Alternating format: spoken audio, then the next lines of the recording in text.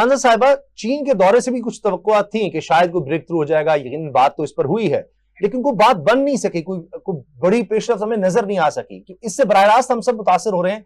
इसलिए भी मैं कह रहा हूं कि इस पर बात करना बहुत ज्यादा जरूरी है। अब ये इंटरनेशनल ऐसा मामला है, वरना तो होता है इंटरनेशनल स्टोरीज हमारे यहाँ एंड पर होती हैं, ये वो स्टोरी है जिससे हम बराह रास्त हिट हो रहे हैं। तो उम्मीद तो थी शायद चीन में कुछ ऐसी बात हो जाए। जी 100%।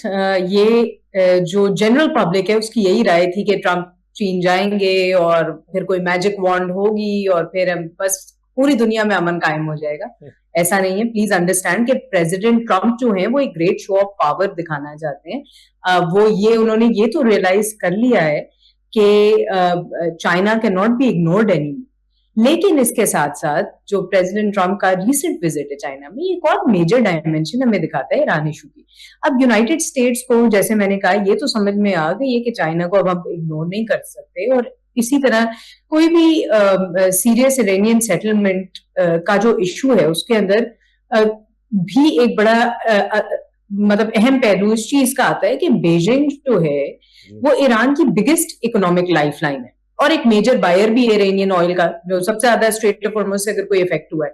फिर ये भी कि चाइना को रीजनल स्टेबिलिटी भी चाहिए, बिकॉज कोई भी कॉन्फ्लिक्ट होता है अगर गल्फ में, वो थ्रेटन करता है अगेन चीन की एनर्जी सिक्योरिटी और ट्रेड रूट्स जितने भी हैं।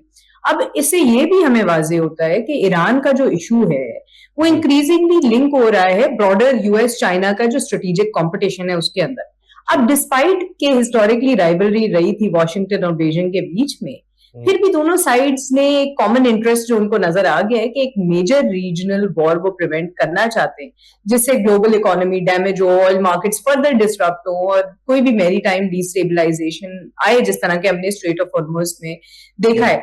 लेकिन यहाँ पे हमें साथ साथ ये भी देखना पड़ेगा कि इस मल्टीपोलर वर्ल्ड के अंदर प्रेसिडेंट ट्रंप भी अपनी शो ऑफ स्ट्रेंथ दिखाना चाहेंगे। यानी कि ये बात आप देखें बयानिए के लिए कैसे साउंड करती है कि जो पीस अग्रीमेंट पहले साइन नहीं हो चुका, प्रेसिडेंट डोनाल्ड ट्रंप और एक डेलीगेशन गई चीन और वहां से आते ही फौरी तौर पे एक पीस अग्रीमेंट साइन हो जाती है। तो इससे एक ये भी मैसेज जाता है कि क्या चाइना की तरफ से कोई प्रेशर था जिस प्रेशर के अंदर प्रेसिडेंट डोनाल्ड ट्रंप आ गए। मेरी जाती राय ये है।